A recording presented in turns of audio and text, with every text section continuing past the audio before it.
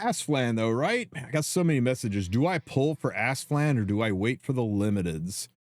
And that was the big question, right? Now that the Aslan banner's gone, people are like, they didn't reveal Sigurd. Would you reveal a limited unit? Would you say, hey, here's what the new unit looks like, so you can maybe pass on the current banner? Or do we FOMO the hell out of that current limited Aslan banner and now you're surprised by the new unit, right? Now you're like, oh no, I spent everything on Flan. Whatever will I do? And Smilegate would be like, we got you, fam. Here's a whole bunch of packs. Welcome to Epic 7, everybody. Let's take a look and see, for those of you who waited, those of you who passed on Flan, is Sigret worth it? Is she the be all end all? Are you glad that you skipped Flan, or do you have regrets and maybe she's not as good as Flan? So let's take a look at Sigret and see what we think. Oh, shall we burn some rubber? Okay, I'm in. I'm pulling her. That's all I needed right there. Don't blame me if you get hurt. Rally up, everyone. Where the banner leads, you follow! Yo! Careful on the road out there. Maybe I'm not the best person to be saying that. Okay, couple of things. Swift Flagbearer Sigret. All about racing, motorcycle racing. She got the word Swift right in her name. She's a speed unit, right? Surely. She is a thief, a fire thief. God damn, she looks good. You can say what you want about the Nadalon High arc. I didn't like it either. But the art that poured out of that side story has been perfection. Let's see what Swift Flagbearer Sigret has to do for us here. Yo, Monster of Doom, thank you for the sub. I appreciate you, brother, man. Thank you so much for the support. Swift Flagbearer Sigret is a biker from Nara Prefecture. Known for her daring race. We'll cheat and peek at her stats ahead of time. So she's a Capricorn thief. 118 speed is not super swift. I mean, it ain't slow. Don't get me wrong. That's not slow by any stretch, but that's not fast either. She's got garbage attack, okay defense, really low health. But remember, thieves don't typically have defense and HP. No crit chance, no crit damage, a chunk of effectiveness. So she's going to be a debuffing unit to have effectiveness right out of the gate. Okay, let's see what they have in store for us. Style that lived up to her nickname and her captivating beauty. She rose to fame almost overnight. But years of non-stop competition from a young age took their toll. Unsure whether to continue, she abruptly returned to her hometown. Do you guys get Sigret vibes when you look at this? Do you feel Sigret here? Because maybe it's more like Sigret's niece, right? I don't know that she feels more like Meru. They definitely like changed her look a little bit to make her look more Sigret than Mercedes. But yeah, I'm gonna stop doing this because having them side by side, this makes Sigret look like a granny in this picture. No, why? Now she works as a mechanic at Paris shop. Damn, they just quietly gazing at the distant horizon. So good. With a thoughtful expression. Swift Flagbearer Sigret is a 5-star fire elemental. Okay, so she is a debuffer. We got element on, or effectiveness on her self imprint. So a fast debuffing unit, which is weird at 118 speed for a thief. She has relatively high speed and effectiveness. Relatively high Her speed. effectiveness further through her imprint concentration. Okay, what do we got? We better have like some kind of Zeo passive or something in this, right? For her to go first. Skill 2. Target lock. After dispelling all debuffs from the enemy, has a 75% chance to inflict target for 2 turns. And that'll book all the way up to 100% chance for target. And remember, they changed target. Target now has a 50% penetrate evasion. And this is a non-attack skill. Notice no damage down here in the mola. So she's going to dispel all debuffs, inflict target. So since it's a non-attack skill, it's going to penetrate evasion and then put target on them. They really hate Setsuka, right? They really heard us that we hate Setsuka. And makes all allies except for the caster attack with basic skills. Holy shit, guys.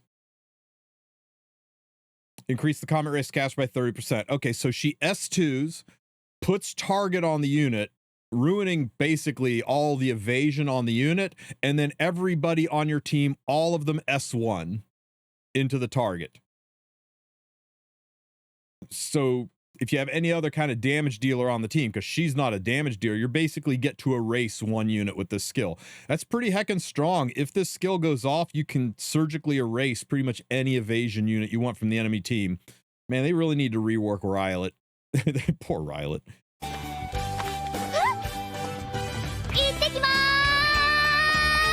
And if you soul burn, it ignores ER, so you definitely strip everything. Okay, very strong skill. Thankfully, she's only 118 speed, right? 2. Target lock. After dispelling all buffs from the enemy, has up to a 100% chance to inflict target for 2 turns. It makes all allies except for the caster attack with a basic skill. Increases so there, removed at target and everybody 30%. Attacks with an S1. When 10 soul is consumed, ignores effect resistance. Skill. The big one, Flag of Victory. Dispels 2 debuffs from all enemies, so an AoE 2 debuff strip before a 70%, 80, not 100% chance to put fear. It is a non-attack AoE fear skill. Well, her S2 and her S3 are both non-attack actives. And decrease combat readiness by 20%. So she's going to make them afraid, push them back 20%. Man, if this unit had like 125 or higher base speed, she would be broken. The only thing that's holding her back is her being able to take a turn. Grants increased speed to all allies for 2 turns. So you push the enemy back, you speed buff your whole ass team. And at the start of the first battle, grants evasion to the caster. At the start of first battle, grants evasion. So that's a buff. So that's a strippable buff, but she gets 50% evasion at the start of the turn. 4-turn cooldown. 3. Flag of Victory. Dispels 2 buffs from all enemies before up to a 100% chance to inflict fear for 2 turns and decrease combat readiness. A lot of people think fear's a make-believe debuff, right? And sometimes works, sometimes turns. doesn't. It's got some gotcha to it. The first battle. Okay, she does this. Evasion to the caster for 2 turns. Damn, good animation. Okay, so everybody got CR pushed back. Everybody got feared. Everybody on her team got a speed buff. There's her evasion buff. It's totally strippable. That's there at the start of the turn. So this can be stripped and does go away after she takes a turn, but this is on there to keep her alive, right? They had to do this. Because if they didn't give her some way to stay alive, you're just going to snipe her and kill her. So this is how they're getting away with 118 speed, right? They're giving her an evasion buff, so it's harder to kill her right out of the gate. And then she gets to do her things when she goes second. So not a cleave opener unit. She's more like a aggro or bridgeable unit. Increased evasion to the caster for 2 turns. S1, Strike of Flagbearer. Attacks the enemy. Hey, she's actually got a legitimate attack skill. Her S1 is her only attack-based skill. With a 60, 65, 75% chance to inflict silence for 1 turn. After attacking, if the target is inflicted with silence, decrease the combat race of the target by 25%. Yeah, it legitimately is, right? This is Angel of Light, Angelica's S1 skill. It's just AOL's S1. Skill 1. Strike of the Flagbearer. Attacks the enemy with a flag with up to a 75% chance to inflict silence for 1 turn. After attacking, if the target is inflicted with silence, decreases combat readiness of the target by 25%. So she's a heavy control unit, right? She pushes back with her S1. She speed buffs with her S2. She pushes back with her S3. She penetrates evasion with target. The only negative, guys, 118 speed. She's just going to get killed. She's going to get killed or controlled at this speed. She needs some way to stay alive. And the evasion's nice, but the evasion doesn't stop most control issues. Yeah, she doesn't have an extra turn, and she doesn't have the speed. She does get a 30% CR push off of her S2, right? And that's nice that after she does her S2, she'll move 30% down the line, but she's still got to climb the rest of the way with normal speed. She enables Teiyu. She would need to go first to enable Teiyu. And 118 speed, 118 speed's not that fast, guys. That's blooming Litica level speed. Like, my best speed gear might be able to get around like 305-ish speed. It's not easy to build a 118 speed unit.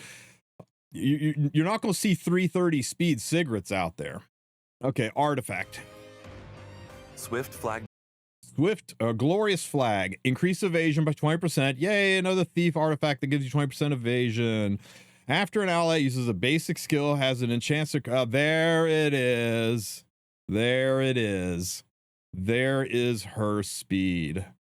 Whale artifact, because if you don't have it leveled, it's just evasion. But if you do have it leveled, there's a chance to increase your CR by 10% whenever an ally does a basic skill. So if you like ran the newly buffed Zio, is she limited? She's 1000% limited. Alternate RGBs are always limited, and she is limited. So Zio uses his S1, right? Because you can't use the S3. It's got to be a basic skill. Zio uses his S1, and she gets a 10% CR push. That's not enough to cut against Harsetti's, but that's enough where like a 280, 270, 280 speed Sigret will cut ahead of the enemy units. So you compare her with Zio. Holy shit. You know who this unit's good with, right? You know who you run this unit with? She's back, baby. Walk and talk.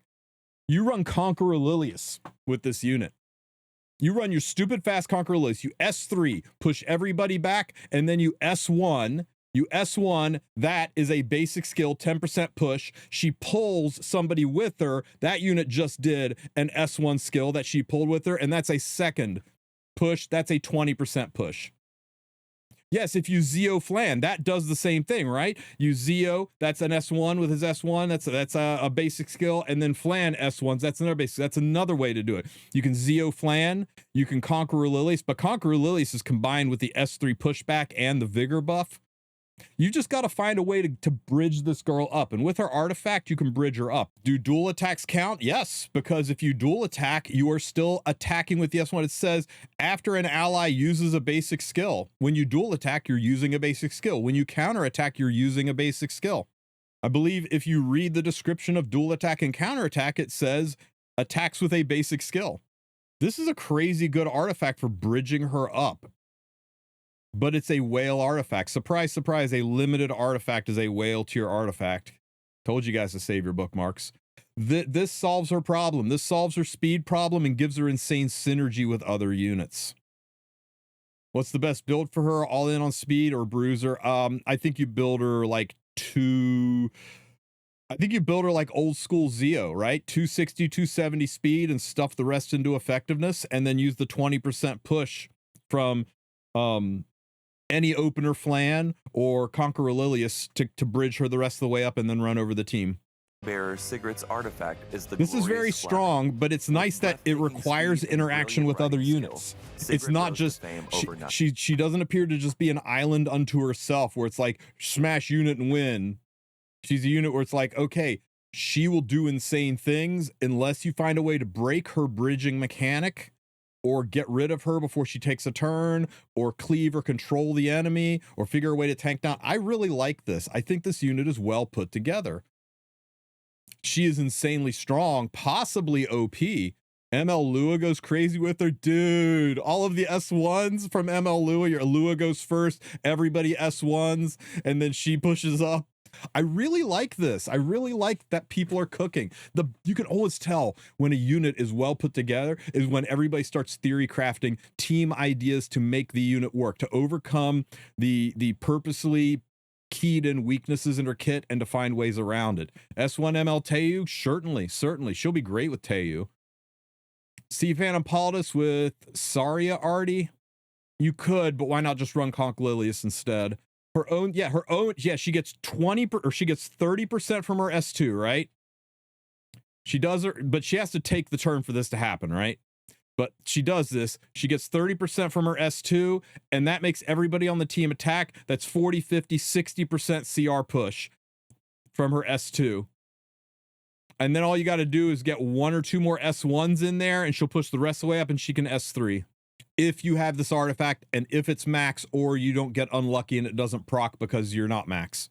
Cleave is back. Doesn't feel like a cleave unit. Feels like a cleave assist unit.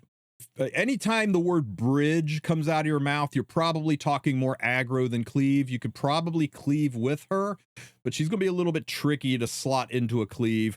I think she's going to be more of a high aggro team.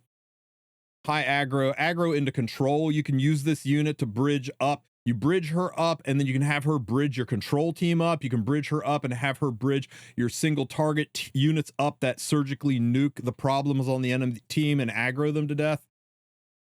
It's been a while since Smaugate did something for aggro players. It's so nice to see aggro players get something. They really deserve it. She waved at the finish line, became a legend among racing fans. Increases evasion by 20%. After an ally uses a basic skill, has up to a 100% chance to increase combat readiness of the caster by 10%. The artifact's skill effect can This background music slaps, and if it's DMCA, I'm going to freaking lose my damn mind. only be applied to one hero within a team. Rally up, everyone. Where the banner leads, you follow! The courageous and confident Swift Flagbearer, who will never back down. Players will be able to meet Swift Flagbearer Sigret through the limited summon starting November 27th. Thank you. Let's go, guys. What do you think? So here they're running her where she just goes first.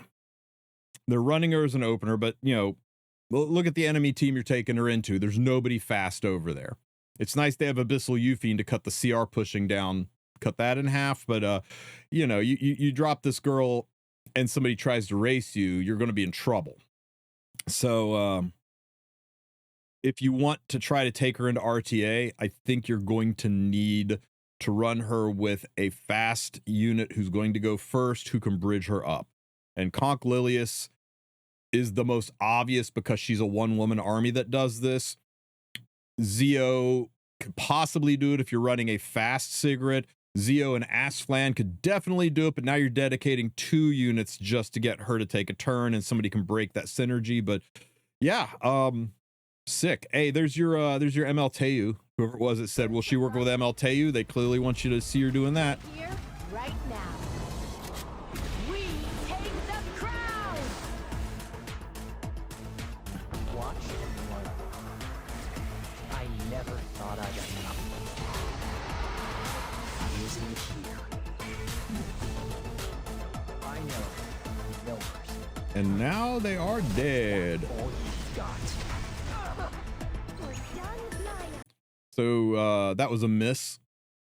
When hardship wanes, the flowers should Look at them trying to convince us Sari is a good unit. Isn't that adorable? bloom. Sky high. Toward the radiant future. I'll give you the show of a lifetime. Are you listening? It's a requiem in your mind. I mean, this is a control aggro team, guys, right here. He's using control locker down. If the control failed, like at any point in time, if the control failed, things could go sideways. Scaly could wake up. Ruel could wake up. Tell me Ruel wakes up. Yeah. This is the way it works, right? Fear always works. But yeah. I don't think she is OP. I don't think she's impossible to fight. I don't think this is the next Setsuka, the next Lady of the Scales, the next Tarsetti, the next ML Luna, the next ML Landy. But I think this is a really, really strong unit that if you are smart about your picks and you weave together a comp and you are good at turn order and sequencing your units, you're going to have a lot of fun and diversity with this unit. And if your opponent doesn't see it coming and doesn't prepare for it, holy crap, you're going to run them over. It's going to feel great for you and awful for them. I love it. I like this unit. I like this unit. Get it? It is so rare I get to say Smaugate did something relatively balanced. Her S2 does not grant an extra turn. Her S2 gives her a 30% CR push and makes every single person on the team S1.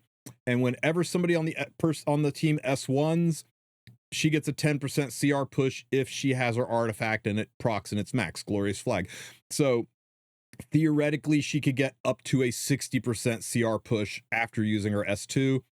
Moves her halfway down the line. She's already pretty fast. She should be able to bridge the gap pretty quick. Maybe one or two other units go before her, and if they S1, they'll push her the rest of the way. She's going to zoom, guys.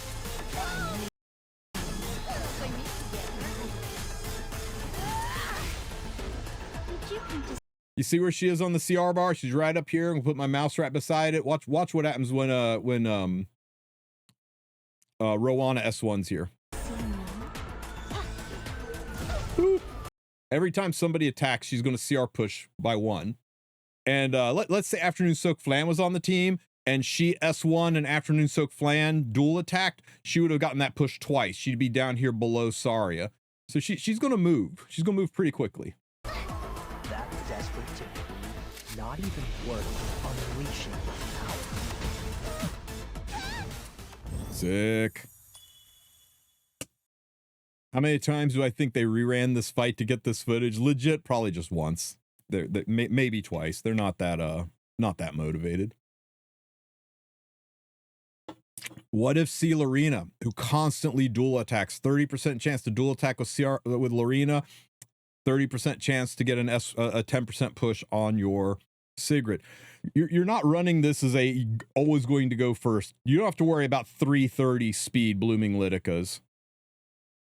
Right? There might be one or two people on the server who can get Litica into the 325 speed range or get a Sigret into 325 speed range. And why would you? Why would you dedicate this level of gear to this unit? You're going to need to use her artifact to bridge her up. You're going to need to have a pusher bridge her up, or you're going to have to hope that the evasion keeps her alive so she can do some things. I think the more reasonable way people are going to build her is something like this. Right? This is going to be a more reasonable build. A little bit of bulk so that she doesn't die through her evasion, so that if she doesn't take that first turn, she at least is going to get the second turn and then you run over it. Or it's fast enough that 274 speed times 1.1 is going to go up to 301 speed if anybody on the team S1s. And she's fast enough that after the first turn, she's got a chance to cycle around and continue to do things. Sick unit. Players will be able to meet Swift Flagbearer Sigret through limited summons starting November 27th. November 27th? What? Why the 27th? What happens on the 28th, guys? Does anybody know what Friday the 28th is often referred to as? Black Friday? That's just a coincidence. Y'all crazy. That's just a coincidence. Okay, guys, she is finally here. Is she better than Afternoon Soak Flan? She is pizza versus ice cream level of difference. Played very differently and used very differently. Afternoon Soak Flan is a aggro bruiser unit. She can be played in lots of different places. She relies on evasion. We are in a meta where Smaugate is chipping away at evasion, making evasion less and less viable as a form of defense. Between Target and Sexy Nurse Yulha and now Sigrid, it's pretty clear that they say, we hear you. You don't like the evasion meta. We're doing things to deal with that. So suddenly Flan's survivability is threatened. She's getting less and less important. So yeah, I think I would be glad that I skipped a 1-year-old unit to get a brand new spanking unit that's got a kit that is working into the problems of the current meta. But if you did pick up Afternoon Soak Flan, don't feel bad about it. She's a fantastic unit, but yeah, pizza and ice cream, guys. They're totally different flavors of awesome. Except in this case, you could use the pizza and ice cream together. Nasty. All right, guys. That's my take on Sigret. Let me know in the comment section if you're going to pull for her, what your opinions of her are, how you're going to build her. Don't forget to like and subscribe, and I'll catch you in the next one.